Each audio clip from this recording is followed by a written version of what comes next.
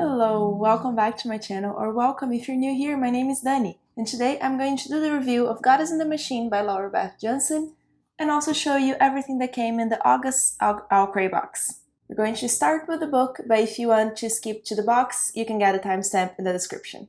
Goddess in the Machine came in the July box, so if you want to see what came in the box with this book, I'm going to link that Owlcrate book and box in the cards. But let's talk about this book. As far as I know, as far as I have information about it online, this is a standalone and this is a YA sci-fi.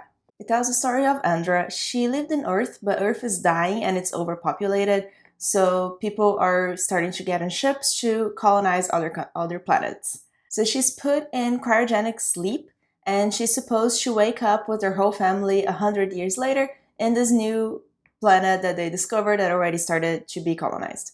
So everything was planned. Her mom is a scientist. She works in the company that's doing all of that. So her mom is supposed to wake her up and she already knows what to expect when she wake up in this sterilized room, and she's going to have time to rest and she's going to have everything's already planned. But of course, it doesn't work like that. The first chapter of the book already starts with Andra waking up in a dirty cave by a weird boy who's speaking a weird language, and she has no idea where she is, where's her family, or what's going on. And she very soon finds out that she's 1,000 years late. So she slept for 1,000 years instead of 100, and her whole family's dead.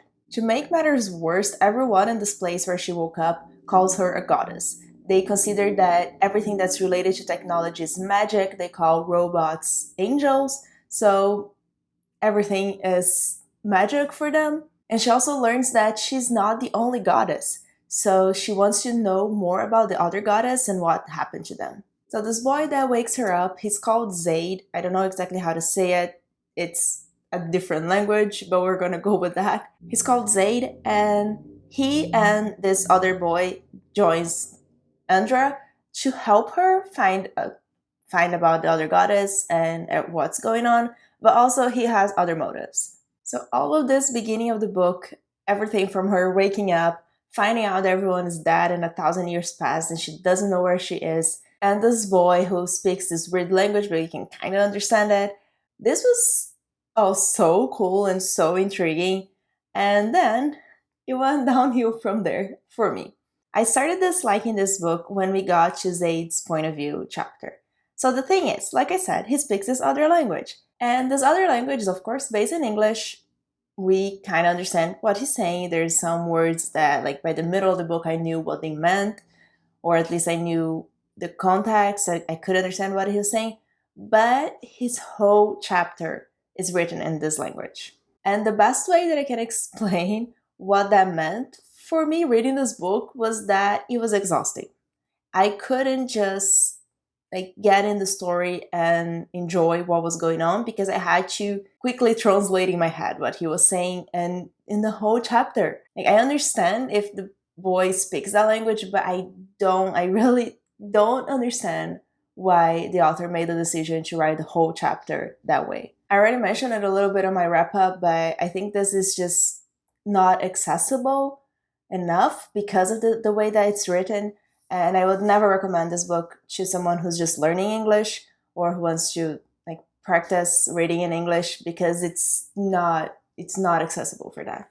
So yeah, that was annoying me a lot, and that took me out of the story so much, just broke the immersion the whole time because I had to keep understanding the words that were on the page before I could actually understand the story that was being told. And of course, like I said, by the middle of the book, I knew a lot of these words. I could understand it pretty fast, but of course, still not as fast as if I was reading in English. But beyond that, that was my biggest dislike with this book.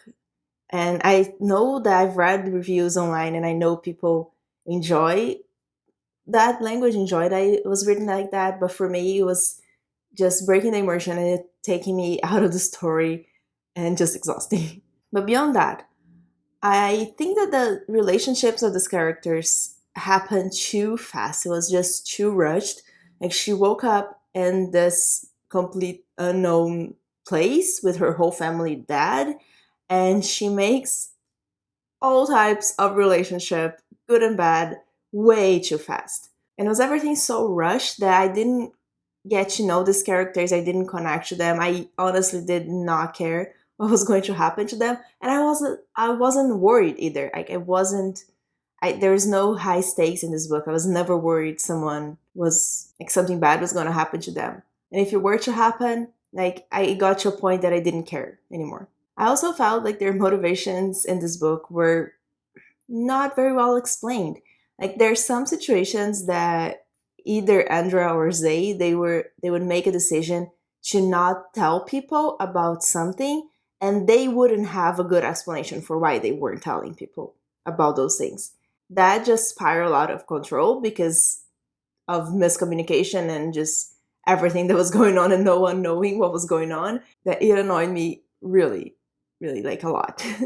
I will say that this book has a lot of plot twists. The story changes a lot throughout the whole book, and there were some plot twists that I really enjoyed and I thought was really well done. But it got to a point that there were so many and it was just one after the other that it didn't make sense anymore. And there was not enough time to explain everything that was going on. After a part and towards the end of the book, everything starts changing so fast that you don't have time to process, to understand what's going on. I always say that I don't like when duologies or trilogies leave too much story and too many answers for other books, but I think this being a standalone should have at least been longer to try to explain all that better. So unfortunately, I did not enjoy this book very much. I enjoy the premise and the world, the setting of this world, but I didn't like the characters. I don't think they made a lot of sense. And just in the end, I was disappointed and tired and just wanting to read a book in English. But I know that because of the type of romance that happens in this book, also I usually don't like romance in books, and I know a lot more people do. So that was something that I don't want to go into it too much, but for spoilers reasons. But I think that other people will like this much more than I did for the romance aspect and probably for the plot twist aspect as well, because they were unexpected and they were really cool. It's just, like I said, it got to a point that was just too many and it didn't make sense for me anymore. So let me know if you read it and what you thought about it, because this is also a really good book to discuss. For sure, even if I didn't like so much, there's a lot of cool discussions here. So I would love to know if you read it and what you thought about it. Now let's go into the August box. I just received it this week, and it was the first time maybe that the book was a complete surprise. So I have here the spoiler card, and I'm going to go through the items that are in here. The first item in the list is this cute star-shaped bottle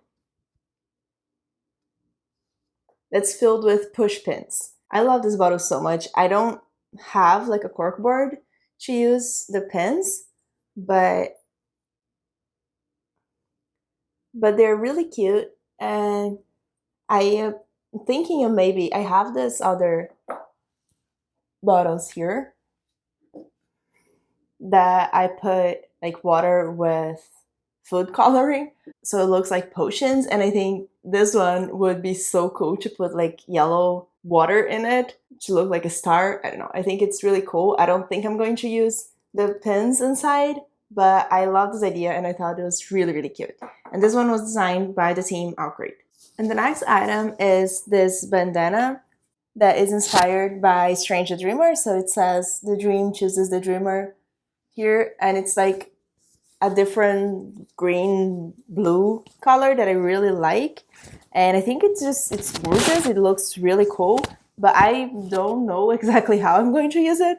I think it would be cool to like tie it in my purse or my backpack or something that will look cute. But other than that, like using all myself, I don't know how I'm going to use it, but I think it looks really pretty. And that one was designed by Fern and Ink. And the next item that was also designed by Team Owlcrate is this star-shaped pen. It's so pretty. It's just like so simple, and it's like a twisty thing. It's so simple and so useful and so like elegant that I really, really like. It's probably my second favorite item in this box. The favorite one is coming. Then we have this clipboard which is inspired by Aurora Rising, and it says, "You shine brighter than any constellation in the sky." And I love this artwork. It was designed by Daphna Sabane, and it's just really, really pretty. I don't know again how I'm gonna use it, if I'm gonna use it, but I really love it. I've gotten some ideas for it to like put a photo, use it like a photo frame or something like that, but I don't know exactly how I'm gonna use it yet. But I really like it. I think it's really, really pretty. And the purple matches the book. The next item, which was probably my favorite, is this super cute book sleeve. This was inspired by The Starless Sea, which I haven't read yet, but I still like the book sleeve. It says, "We're all stardust and stories." And again, it's this dark blue, just really pretty. And it's really big. It fits all of Owlcrate books, for sure. And I just really love the design. Then, before we get to the book, let me show you the pin.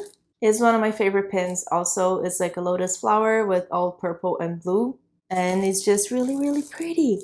There are a lot of really, really pretty things in this box, but not all are so useful. Like the push pin things and the clipboard, they're really, really pretty, but I don't know how to use it. But the book that came in this box is Star Daughter by Shweta Thakrar.